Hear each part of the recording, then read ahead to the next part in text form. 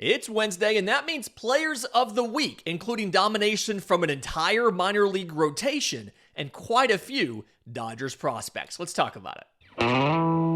You are Locked On MLB Prospects, part of the Locked On Podcast Network, your team every day.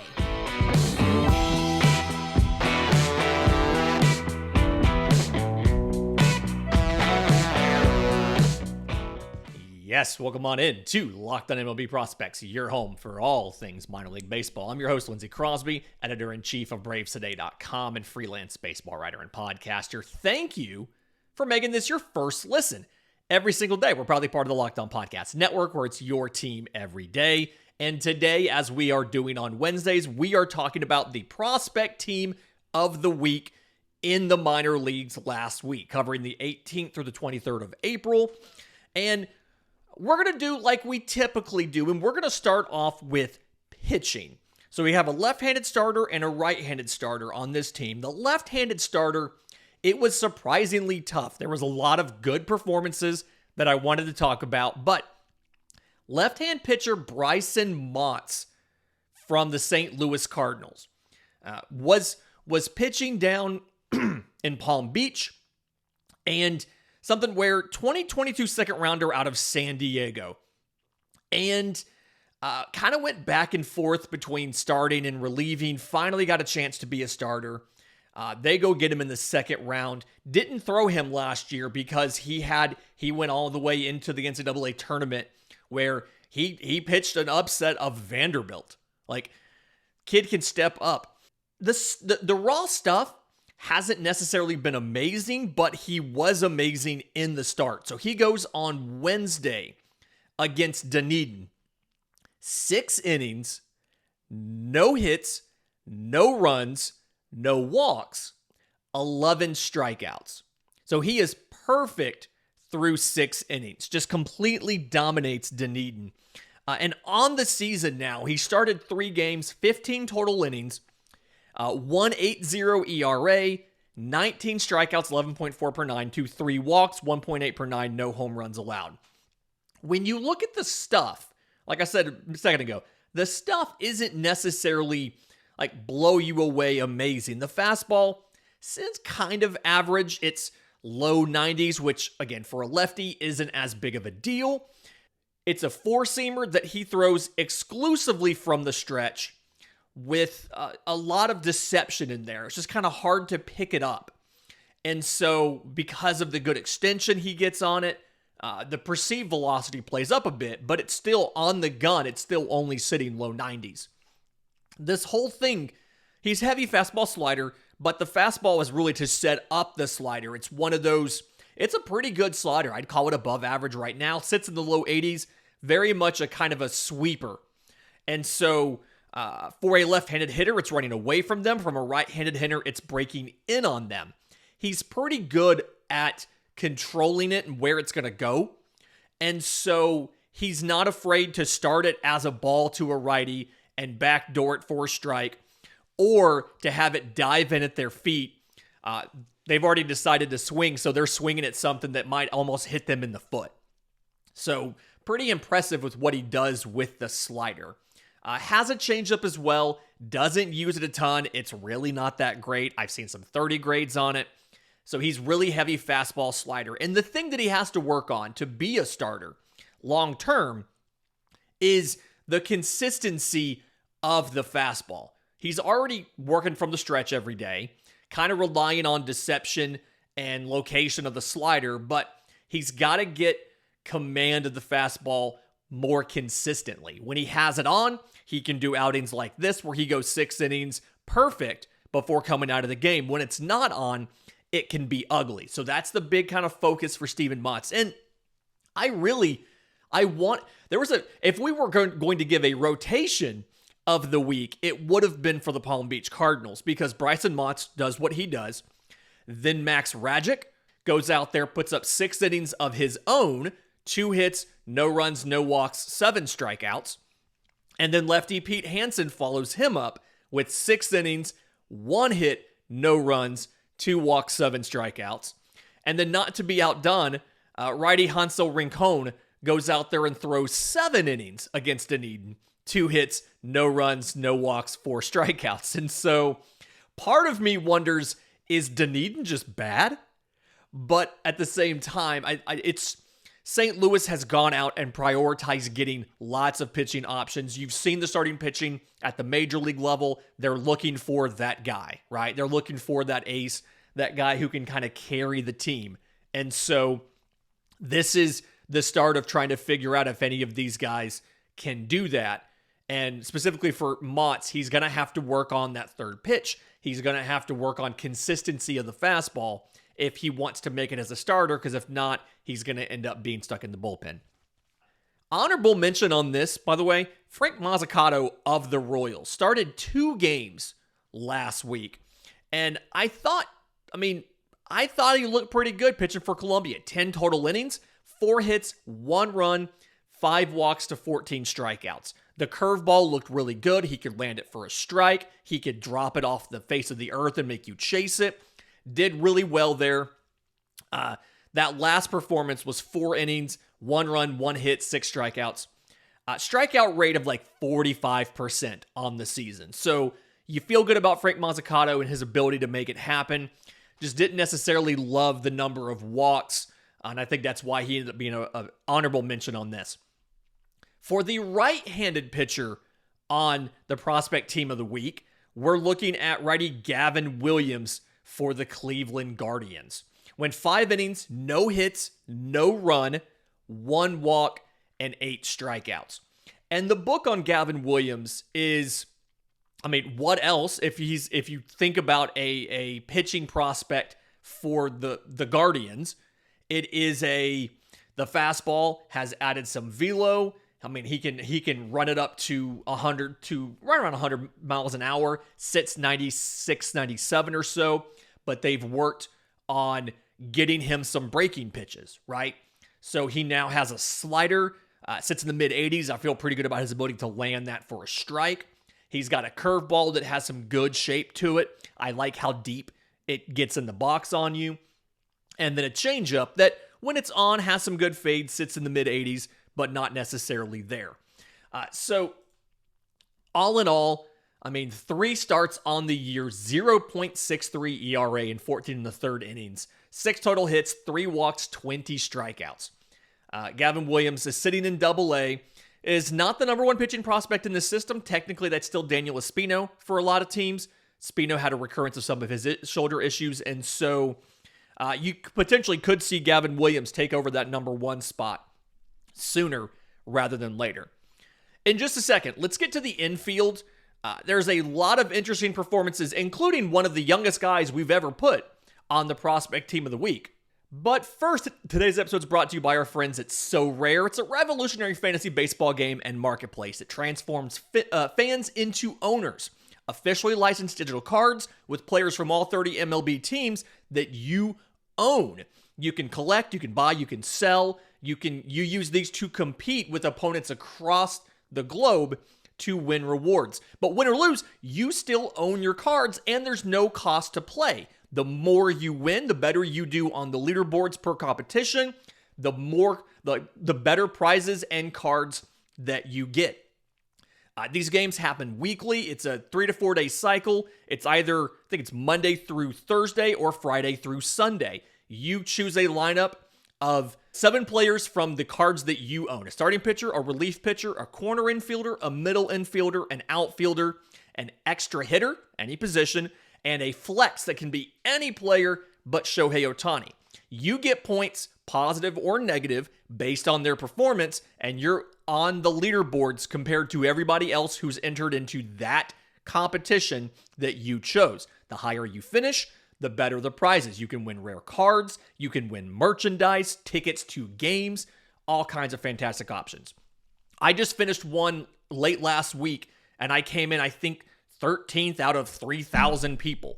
And so I got some pretty cool rewards from So Rare for doing so well in the competition. So head to sorare.com/lockedon. That's SORARE.com to draft your team of free player cards, set your lineup, and start competing today to win epic rewards. Again, that's sorare.com/lockedon to start playing today. Today's episode is also brought to you by our friends at FanDuel. Grand slams, no-hitters, and double plays are back. There's no better place to get in on the MLB action than FanDuel, America's #1 sportsbook, because right now, new customers step up to the plate with a no-sweat first bet, up to $1,000 in bonus bets if yours does not win. Go to FanDuel.com/lockedon to sign up, place your first bet, get up to $1,000 back in bonus bets if you don't win, and it's really interesting to see the changes in the Rookie of the Year race. American League, Masataka Yoshida leads at plus 400. Anthony Volpe plus 650. Josh Young at plus 850. And then 3 pitchers, Hunter Brown, Taj Bradley, both at plus 1,000. And Grayson Rodriguez plus 1,100. You look at the National League. Just like we all predicted, James Outman leads the race at plus 200. Corbin Carroll plus 350. Jordan Walker at plus 700, and then you get a couple Mets. Cody Senga plus 1,000, Brett Beatty plus 1,800, with Spencer Steer of the Reds in 6th at 2,500. So don't miss your chance to get a no-sweat first bet up to $1,000 when you join FanDuel today. Go to FanDuel.com/lockedon to sign up for FanDuel, the official partner of Major League Baseball. Back to our prospect team of the week. The catcher for this team is going to be Matthew Wood of the Milwaukee Brewers. Played in 4 games last week in A-ball. 539, 625, 1,000 was the slash line. 1 home run, 4 extra base hits, 3 walks to 3 strikeouts, and no stolen bases. A guy came out of Penn State last year. I want to say he was a 4th-round pick in 2022. And one of those jack-of-all-trades, master at none. Defense, perfectly fine. Probably average. The Brewers are fantastic at making catchers better, so he can probably go from average a little bit better. The arm strength, only average. He has a good transfer. If he can bring the pop time down from 2 seconds to around 1.9 or so, get a little more accuracy, that may help a bit. And then offensively, I don't think he has a super high power ceiling, but really good discipline, good pitch recognition, good swing decisions. And so he maximizes the ability of his natural ability to hit the ball. Probably have him as an average hit tool, a just below average power tool. Very much is if he continues on this same track without any significant jumps in any of the tools, you're looking at a guy who could very easily be a number 2 catcher in the bigs, backing up a guy like William Contreras, who's catching, 4 or 5 days a week. He gets 1, maybe 2 starts a week on your bench as a veteran. But it's the Milwaukee Brewers, and we know how good they are they are the catcher whisperers, how good they are at making these guys better. So there absolutely is a possibility that he gets better from there. The runner-up here, guy that I wanted to put in here and just couldn't pull the trigger, Andrew Cassetti of the Minnesota Twins. Also an A-ball, played in 6 games. He caught 2. He was at first base for 2. He was DH for 2, and I think that was a deciding factor for me. Matthew Wood caught all 4 games he was in. But for Cassetti, in the 6 games, 556, 625, 1167 OPS, 3 home runs, 5 extra base hits, 5 walks to 3 strikeouts, no stolen base attempts. None of these catchers tried to steal a base. That's not really part of their game. We've seen catchers do it. We've seen catchers hit double-digit steals. None of these guys did. So Andrew Cassetti had a good outing in low A Fort Myers. Still kind of had him as the runner-up at catcher. First base.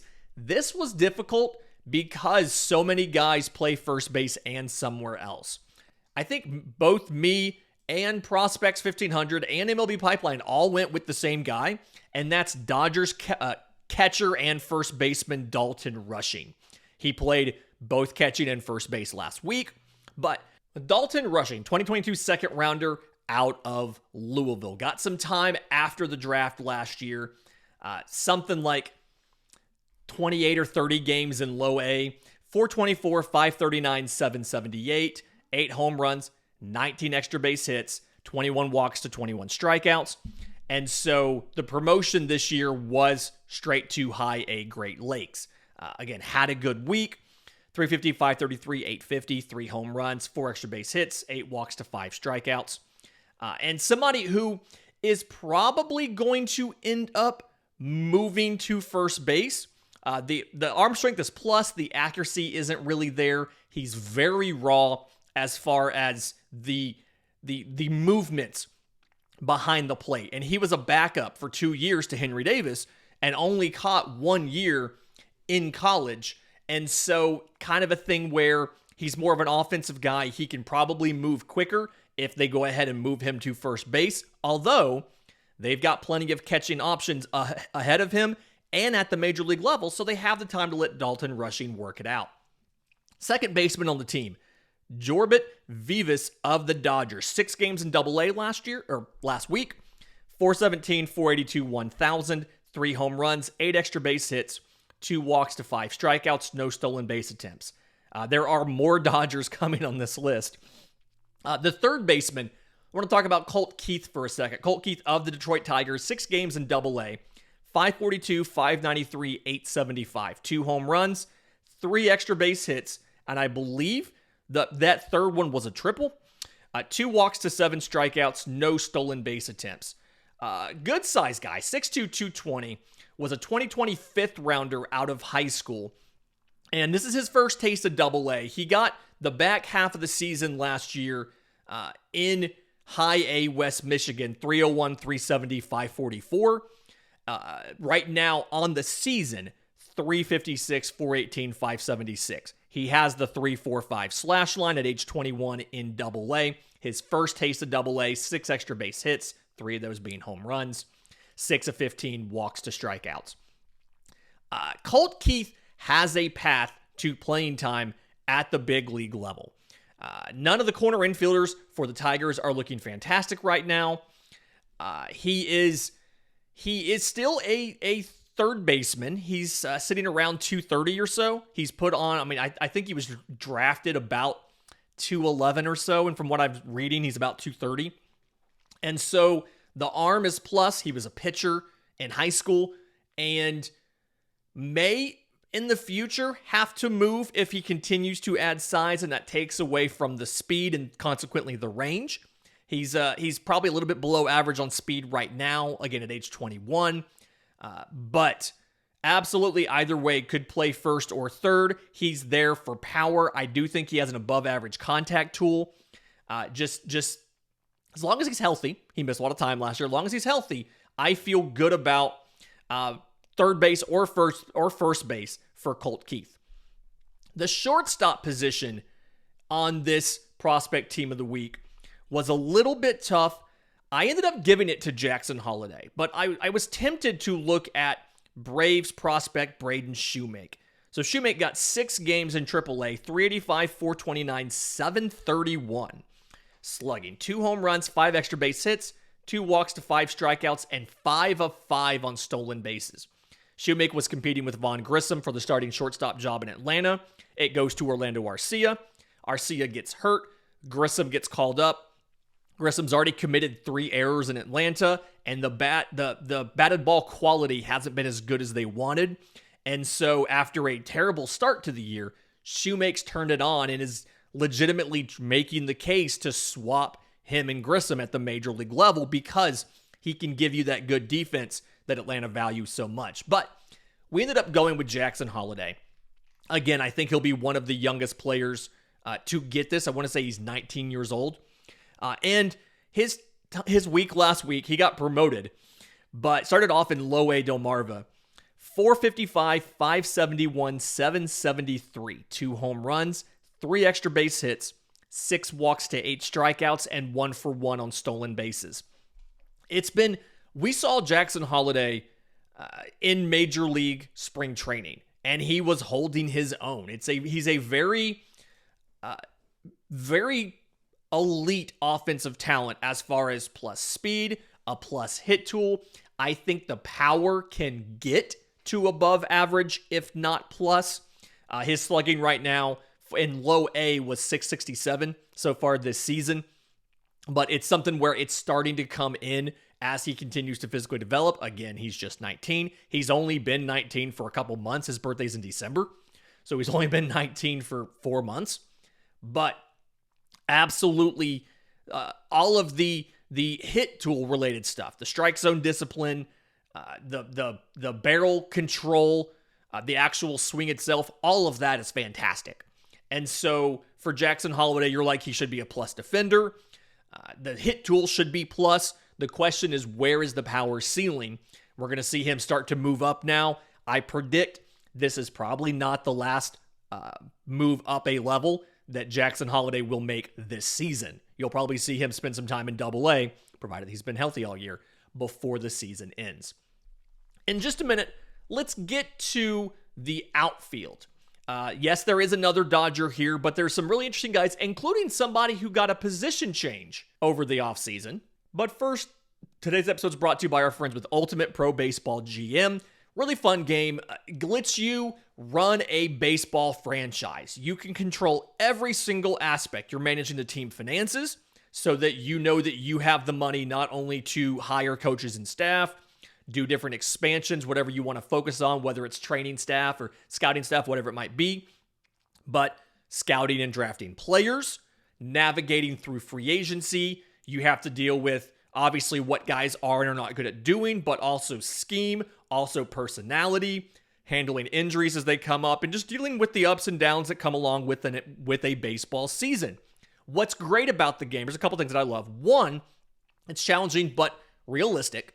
So it's not something where some guy hits 200 home runs in a season like some of these games that simulate things do. It is playable offline and on the go. You don't have to have an internet connection. You play as little or as much as you want. There's no tying you to real-time things. You don't have to log in every day to do a thing. You're not limited. You can only do this every 8 hours unless you pay, anything like that. It's completely free and playable offline.